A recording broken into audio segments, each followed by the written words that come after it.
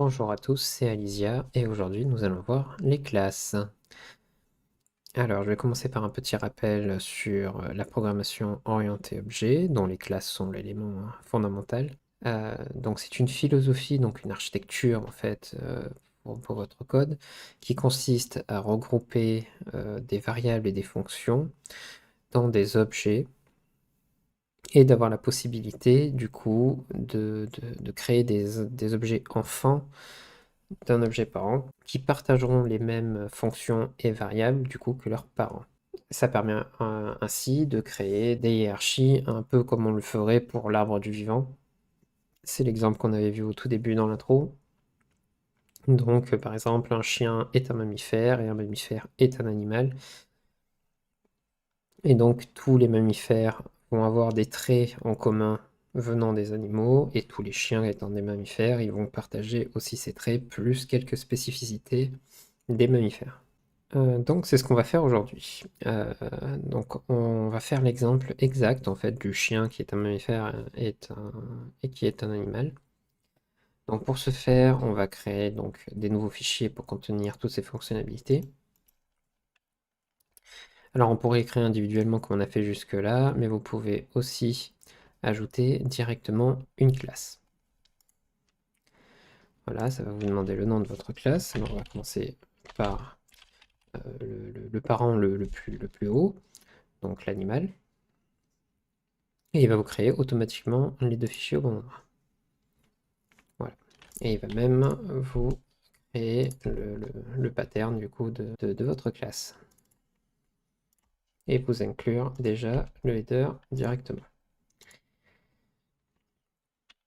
Alors, pour cet exemple, du coup, on va utiliser donc une classe animale. Alors, comme j'ai dit, une classe c'est juste un groupe en fait de variables et de fonctions. Ça se présente sous cette forme. Donc vous commencez avec le mot-clé classe, le nom de votre classe qui va représenter son type en fait, et un bloc fermé par un point virgule. Alors, pour l'instant, vous ne préoccupez pas de ce public. Je vais expliquer plus tard à quoi il sert. Pour l'instant, partez du principe qu'il le faut. La première fonction, c'est la fonction constructeur. Alors, c'est la fonction qui sera appelée en premier lorsque vous créez un nouvel objet animal. Elle se présente comme ça, donc elle a le même nom que l'objet, ce qui veut dire que vous ne pouvez pas créer d'autres fonctions que la fonction constructeur avec le même nom. Elle peut ou ne peut pas prendre de paramètres, c'est comme vous voulez. Il va nous falloir du coup des variables. Alors par exemple, on va prendre un nom. Voilà, tous les animaux, on va bien sûr inclure string pour utiliser string et std du coup using std pour pas l'avoir à la réécrire sans arrêt.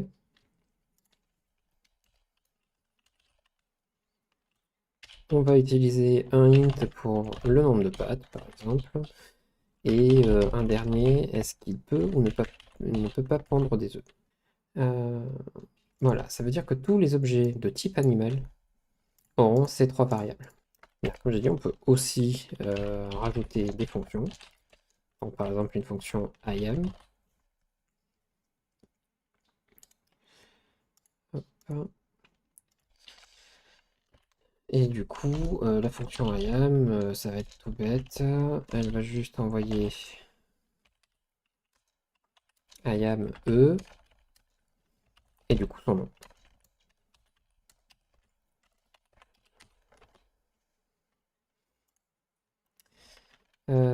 Oui, donc là pareil, on n'oublie pas, pour pouvoir utiliser du coup le cout, il nous faut inclure iOSReam. Donc voilà notre représentation en fait d'un animal. Donc bien sûr elle est très très simple et absurde, hein, c'est juste pour l'exercice. Donc tous nos animaux auront un nombre de patounes, un booléen pour représenter est-ce qu'ils pondent ou non des œufs, et une fonction pour dire qui ils sont.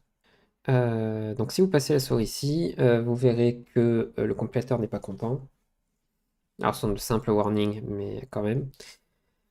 Il vous dit que les variables ne sont pas initialisées, donc elles ne contiennent aucune valeur. Voilà, ça il n'aime pas trop. Parce que si jamais vous essayez de les utiliser avant de les avoir initialisés, vous allez avoir des problèmes. Du coup, on va les initialiser. Donc en name, par défaut, on va mettre un kno ou rien, comme vous voulez. En nombre de pattes, on va mettre 0 puisqu'on ne sait pas combien de pattes il en aura.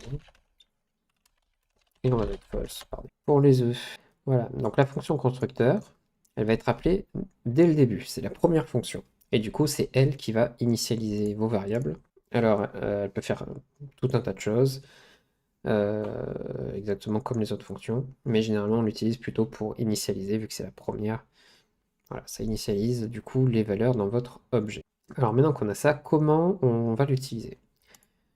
Alors c'est très simple, comme j'ai dit, le nom de la classe c'est son type. Donc on va créer une nouvelle variable de type animal. Alors avant ça, évidemment, on va inclure le fichier header, sinon il ne saura pas ce que c'est un animal. Donc un animal A par exemple. Et on va appeler sa fonction constructeur, comme ça. Voilà, la fonction constructeur va renvoyer du coup votre objet, initialisé du coup, et vous le stockez dans la variable A.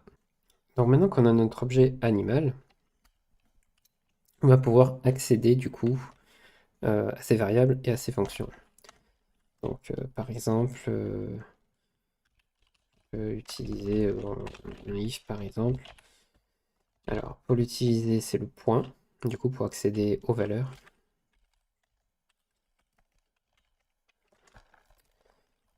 Voilà.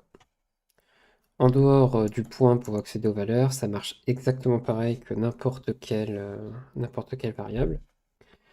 Et donc l'avantage, c'est que du coup, ces variables sont propres à cet objet. Mais vous pouvez très bien créer du coup un nouvel animal B qui lui du coup aura des valeurs différentes. Par exemple, peut-être que B, lui, peut pondre des œufs. Et donc il sera true.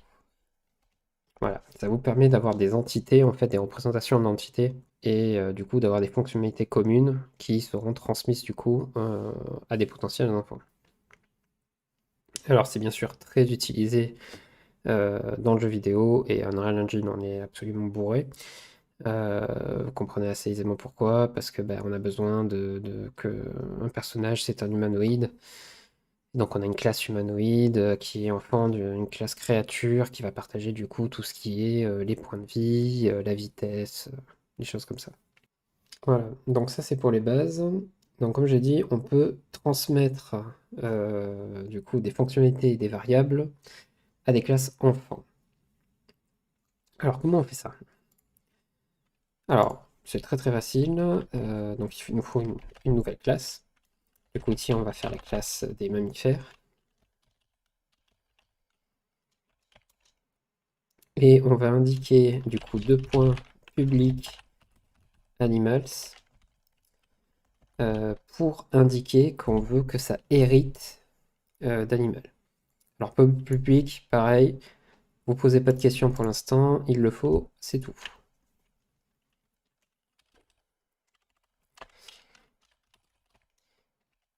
Voilà. Alors bien sûr, lui aussi peut avoir son constructeur.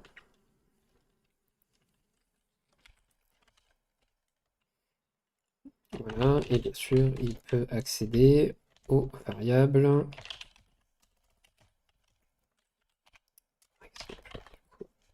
Voilà, il peut accéder aux variables de son parent. Donc vous voyez, la variable name est définie dans animal, mais on y accède dans mammal, parce que mammal est un animal. Voilà. Mais du coup, si on le fait comme ça, le constructeur de l'animal n'est pas appelé automatiquement. Ça, il faut lui dire d'appeler d'abord le constructeur de l'animal, qu'il fasse ça, et initialise toutes les variables.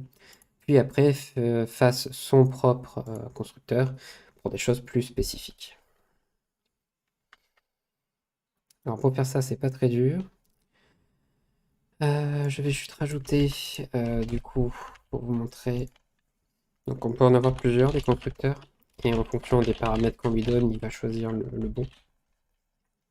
S'il y en a un. Euh, Voilà, donc on va mettre un paramètre comme ça. Alors vous voyez qu'on a un petit problème puisque name et name sont les mêmes. Et du coup, vous voyez qu'il est en gris ici parce qu'il pense que ce name-là, c'est cette variable-ci, et pas celle-là, parce qu'elles ont le même nom. Alors, comment on fait pour résoudre ce problème? Donc, il y a plusieurs écoles. Il y en a qui vont mettre m underscore devant tous les noms de variables. M, c'est pour membre, en fait, puisque dans une classe, les variables sont appelées des membres. Donc ça marche puisque du coup, bah, vous avez name ici et du coup, vous n'avez plus le même nom là. Ça marcherait. Moi, en général, ce que je fais surtout, c'est que j'utilise this. Alors, this, c'est un pointeur, donc ça on verra plus tard. Mais en gros, c'est la représentation de lui-même. Voilà, ça pointe vers lui-même. Du coup, pareil, la flèche, on verra plus tard, mais ça marche pareil que le point pour accéder aux variables, mais pour les pointeurs. Et du coup, cette fois, il n'y a plus d'ambiguïté. Là, il sait que c'est la variable name dans this, donc dans lui-même, et pas la variable name ici. Voilà. Et du coup, cette fois, on peut mettre name tranquillement. Et le reste, on fait pareil. Voilà, donc j'ai rajouté un deuxième constructeur. Donc si on lui donne un nom, si on lui donne un string comme paramètre au constructeur, il va aller le mettre dedans. On peut vérifier ça tout de suite. Ici, on va mettre myAnimal. Et on va cout du coup à point. Ah bah on va même appeler IAM, tiens. Voilà, on a une fonction exprès pour afficher le nom.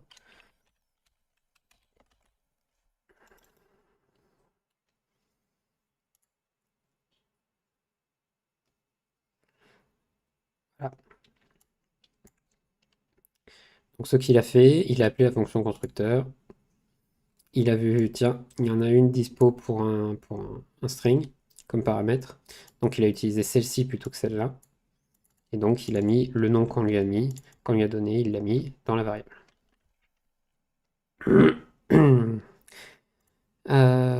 Voilà. Donc ça c'est pour vous montrer un exemple du coup, bah, déjà avec Vis, pour vous permettre de résoudre les problèmes de nom. Mais surtout pour vous montrer comment on appelle le constructeur du parent à partir du constructeur enfant. Donc là on est dans Animal, donc l'enfant de Animal. Et du coup on veut faire quelque chose en particulier. Par exemple, les mammifères, on va commencer à savoir bah, leur nom, comme avant, mais aussi le nombre de pattes par exemple. Voilà. Mais pour le nom, bah du coup, lui il s'en occupe déjà. Donc on n'a pas envie de s'en occuper ici une deuxième fois. Donc on va juste appeler du coup euh, hop, le constructeur avec name du coup. Et voilà. Donc pour rappel, hein, le compilateur résout les actions de droite à gauche, hein, contrairement à nous qui ont de gauche à droite. Donc il va d'abord appeler ce constructeur avec du coup la variable name comme valeur. Donc il va regarder, j'ai deux constructeurs disponibles, c'est celui-là qui a un paramètre string, donc je fais ça. Et donc il va mettre name dans la variable name. Et ensuite il va faire du coup le constructeur de mammal après l'initialisation du coup des variables. Et nous, ce qu'on veut lui donner, bah, c'est qu'on a le nombre de patounes maintenant. Donc bah, on va attribuer pareil le nombre de patounes. Du coup, si maintenant je vais enlever ça. Si maintenant on fait un mammale M,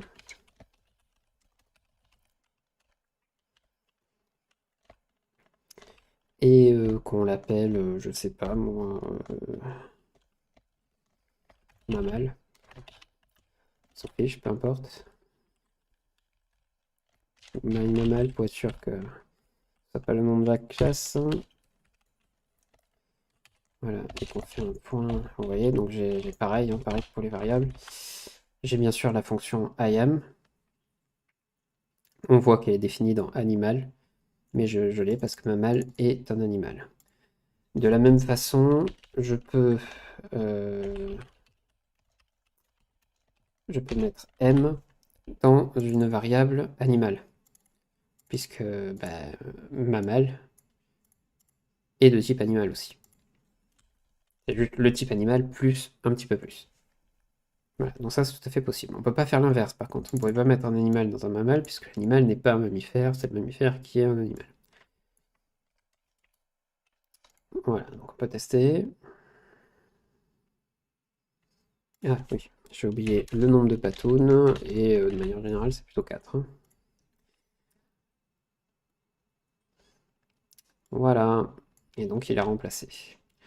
Donc là, ce qu'il a fait, il a pris, du coup, on a appelé donc le constructeur de mammale.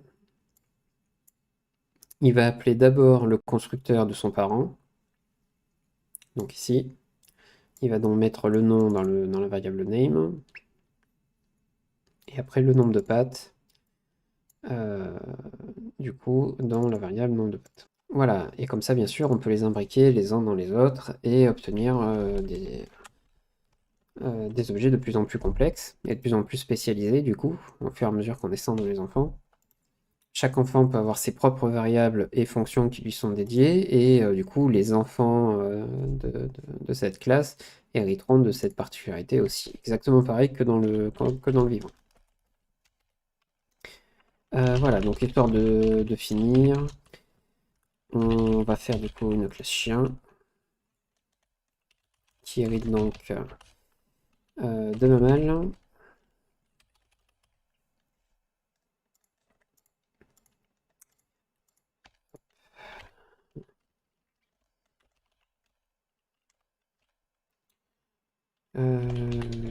Voilà, donc pareil, elle prend le nom et le nombre de patounes. Alors, on va même mettre, puisque tous les chiens ont 4 pattes, on va mettre ce qu'on appelle du coup un paramètre optionnel. Alors, un paramètre optionnel, c'est tout simplement un paramètre qui a déjà une valeur si on ne lui en donne pas. Donc en gros, si on appelle dog avec seulement un nom, du coup, il va combler le trou avec la valeur qu'on lui met là. Voilà, donc c'est un paramètre par défaut. Ça marche pour le constructeur, mais ça marche aussi pour n'importe quelle fonction. Attention, les paramètres par défaut doivent être à la fin de la fonction. On ne peut pas mettre un paramètre par défaut là, puis un paramètre qui n'est pas par défaut, qui est pas en option. C'est pas possible.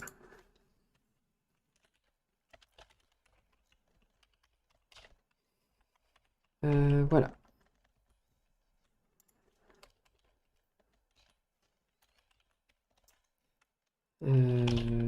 Hop.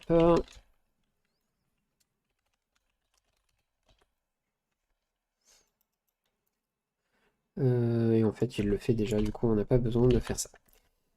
Voilà, donc là, si on crée un chien, du coup, il va appeler du coup le constructeur de mammale. Le constructeur de mammale va appeler le constructeur de animal. Il va mettre le nom dans le nom. Puis il va s'exécuter, donc il va mettre le nom de Patoun dans le nom de Patoun. Et enfin, il va faire le constructeur de dog qui ne fait rien du tout. Voilà. Donc, on a créé une représentation de la lignée, en gros, animal, mammifère, dog. Et bien sûr, on peut créer plusieurs enfants à partir d'une même classe. Par exemple, si je veux faire donc l'ornithorynque, et peux faire exactement pareil, hein.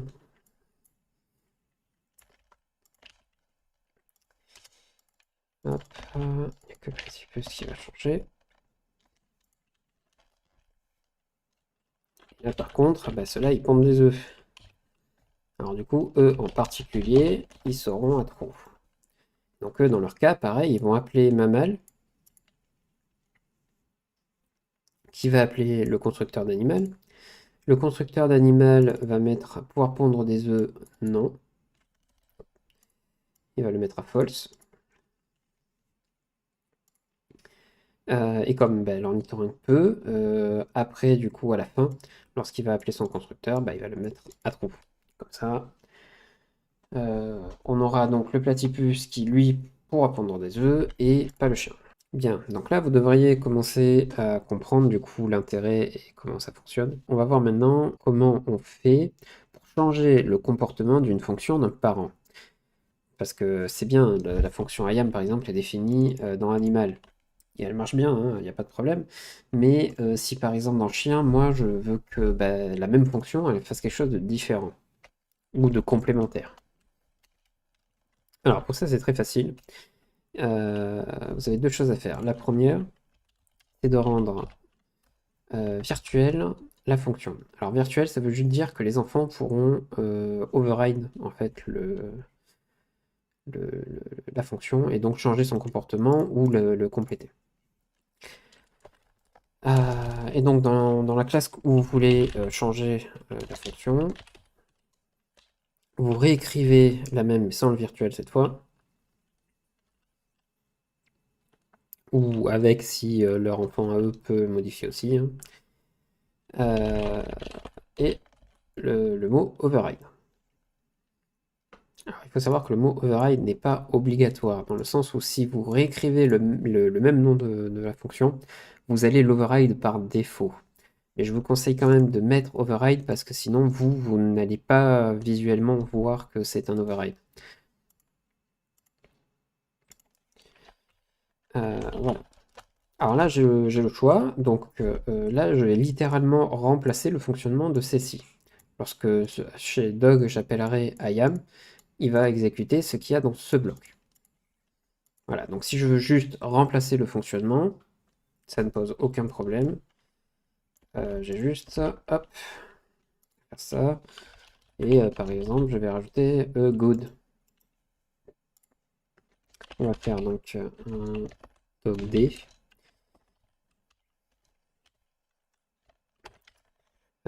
qui va s'appeler, je sais pas moi, max.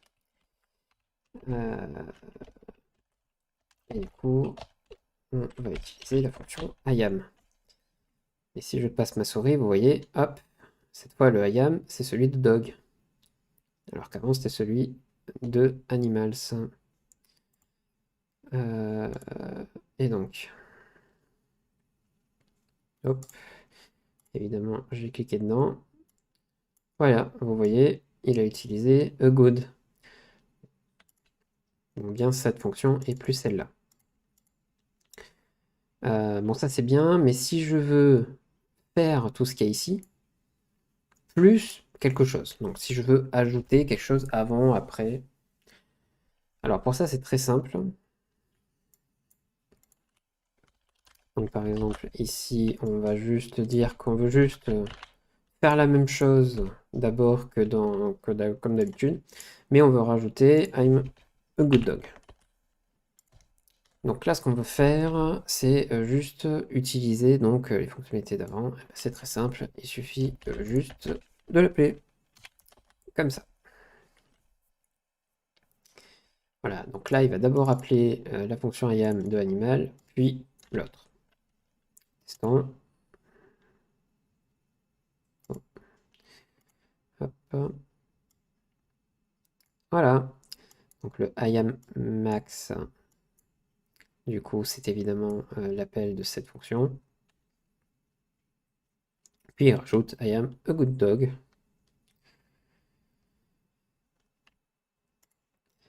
Voilà. Et donc, bien sûr, si vous le mettez avant, il est fait avant. Et si vous le mettez après, il est fait après. Voilà, donc ça vous permet de changer le fonctionnement des fonctions des parents, soit de rajouter quelque chose avant, après, soit de complètement écraser le fonctionnement. Et donc avec ça, vous êtes capable du coup de créer en fait toute une hiérarchie de classes selon vos besoins et de plus en plus spécialisée avec de plus en plus de particularités. Voilà, donc tout ça, c'est vraiment le cœur de la programmation orientée objet. C'est pour ça que c'est utilisé beaucoup dans le jeu vidéo, parce qu'on a besoin de représentations un peu comme ce qu'on ferait dans le monde réel, en fait. Donc, un humain, c'est une personne, et puis selon son métier, elle est un peu plus spécialisée.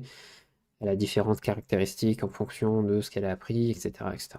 Et donc, la programmation orientée objet est très forte pour ça. Ça vous permet à vous d'avoir une représentation très lisible, en fait, d'entités. La visibilité, c'est le dernier point qu'on n'a pas vu. C'est ce public. Alors, pourquoi il y a public ici? Alors, pour ça, en gros, vous avez trois différentes, ce qu'ils appellent des visibilités. Alors, vous avez protected et private.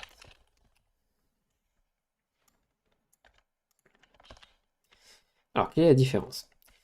Alors en gros, public, ça veut dire que tout ce qui est dans la partie publique sera accessible depuis l'extérieur de votre fonction. Ça veut dire que, par exemple, une autre classe pourra accéder au nom de la classe animale, par exemple, pour accéder à cette variable. Donc en gros, vous pourrez faire ça, par exemple. Voilà, si vous pouvez faire ça, c'est parce que IAM est une fonction publique. Donc justement, on va voir ce que ça fait. Donc là, je vais la déplacer en protected. Voilà, donc là, il est en train de me dire, attention, la fonction n'est plus accessible. Alors pourquoi elle n'est plus accessible? Alors, protéger, en fait, ça restreint l'accessibilité de ce qu'il y a dedans à uniquement la fonction elle-même et ses enfants. Or, main n'en fait pas partie. Donc, il ne peut pas utiliser cette fonction. Voilà. Private, ça restreint encore plus. Là, c'est carrément, il n'y a plus que la classe elle-même qui peut accéder à cette fonction. Donc, c'est une fonction en interne. Plus personne à l'extérieur ne peut y accéder. Pareil pour les variables. Alors, pourquoi il y a ça? En gros, ça vous permet non pas d'empêcher quelqu'un de modifier votre code et tout mettre en public, hein, mais ça donne un indice sur comment vous voulez qu'un utilisateur extérieur utilise votre code, en fait. En particulier pour les librairies ou les choses comme ça, c'est assez important. C'est-à-dire que par exemple, si vous avez des variables qui sont en protected ou en private, on ne pourra pas y accéder. Et donc vous devrez faire des fonctions publiques qui permettent de récupérer les valeurs ou carrément une référence sur ces dites variables. Comme ça, un utilisateur extérieur ne pourra que appeler ces fonctions pour obtenir la valeur. Et donc ça lui indiquera qu'il faut qu'il appelle, il ne doit pas essayer de faire autrement. C'est comme ça que ça doit être fait. Alors ça peut avoir plusieurs raisons. Peut-être que vous faites quelque chose pendant ces get, ou des choses comme ça. Et donc ça va donner des indications sur comment vous voulez qu'on utilise votre code. Voilà, donc pareil, s'il y a des variables que vous ne voulez pas modifier en fait en dehors de la classe, que vous voulez qu'elles soient qu'en lecture seule, du coup voilà, vous pouvez les mettre en protected et mettre du coup une fonction pour obtenir la valeur, mais pas pouvoir la modifier, par exemple. Donc ça c'était pour la visibilité ici. Alors ici, c'est pas tout à fait la même chose. Donc là, c'est les mêmes termes, hein, public, protected et private. La différence, c'est que ici, ça va déterminer de quelle partie, en gros, de votre classe va hériter celle-ci. Donc l'enfant va hériter en public de tout, concrètement. C'est la plus commune, hein, on hérite d'absolument tout du parent. Voilà, les protected restent protected, les privates restent privates, les publics restent publics, mais du coup, on garde tout. Si jamais vous mettez protected ici, ça va faire presque la même chose, à la différence que tout ce qui est public va devenir protected. Ce qui veut dire que ne sont plus accessibles à l'extérieur à partir de cette classe-ci. Et si vous mettez private, alors là, tout, absolument tout est privé, et plus rien ne pourra passer à partir du coup de cet enfant. Voilà, mais c'est très peu utilisé, en général on utilise plutôt public, parce que bah, on a déjà défini ici qu'est-ce qui est public, protected et private, on veut juste faire un enfant qui hérite des mêmes traits, plus quelque chose. Voilà, donc ça c'était vite fait, donc la partie publique, privée, etc. Vous allez le voir pas mal dans Unreal Engine, donc il fallait que je fasse un topo dessus. Il reste un petit détail, un dernier petit détail. En plus de la classe, il est possible du coup que vous voyez du coup struct. Alors du coup on va voir la différence entre les deux. Donc on va créer une nouvelle classe. On va l'appeler fruits par exemple.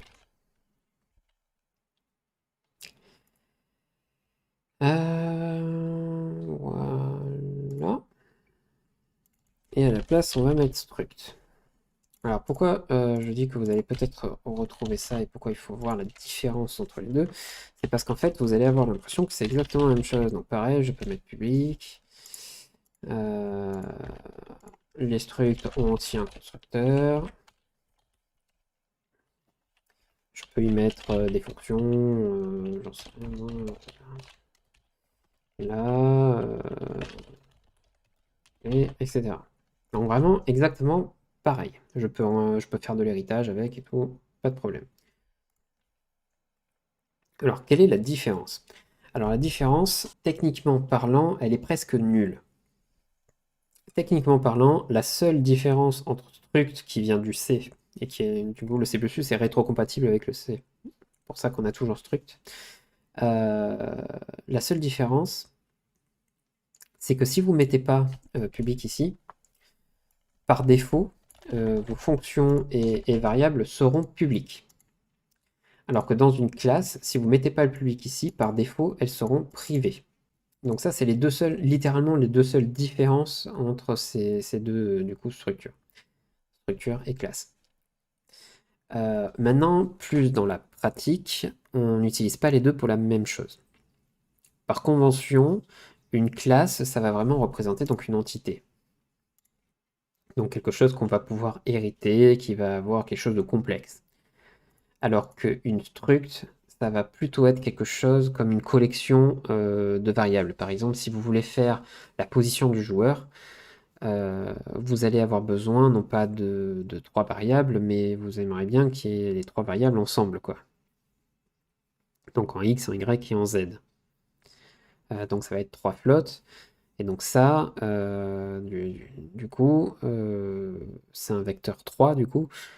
Et vous aimeriez avoir ça en fait.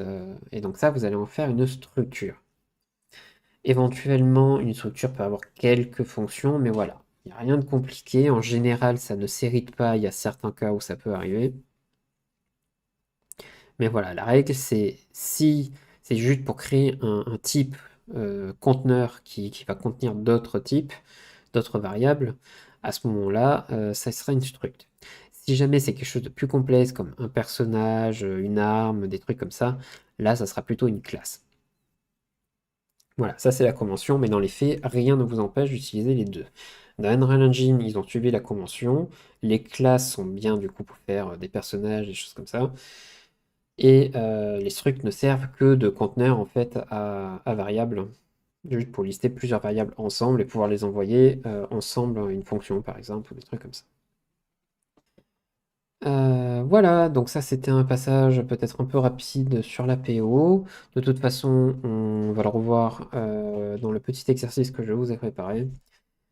Euh, du coup, vous avez tout ce qu'il vous faut pour le résoudre. Et le voici. Donc l'exercice que j'ai préparé est relativement simple, même si je pense que la vidéo va être un peu longue pour le corriger.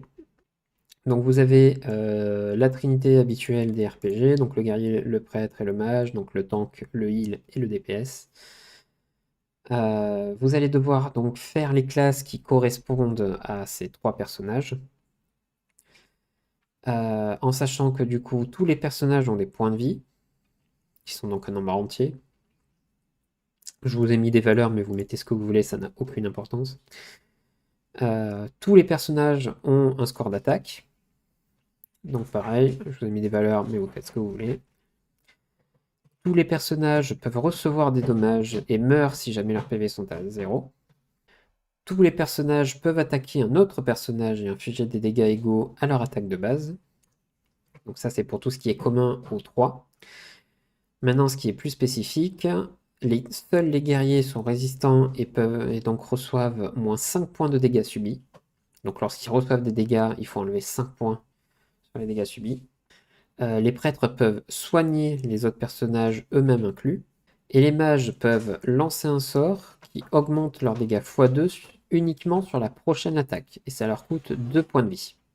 Voilà, donc dans la prochaine vidéo, on verra comment on fait tout ça avec un corrigé. Donc essayez comme d'habitude de le faire vous-même, c'est le meilleur moyen d'apprendre. Là en plus, c'est clairement les bases d'un petit jeu vidéo, donc c'est dans le thème. Ce genre de choses, vous allez devoir le faire pour votre jeu vidéo assez régulièrement. Voilà, donc bon courage à tous. Comme d'habitude, envoyez-moi vos exos dans les commentaires. J'essaierai de voir du coup un peu si ça va, si ça va pas, et vous donner des conseils. Et je vous dis à la prochaine.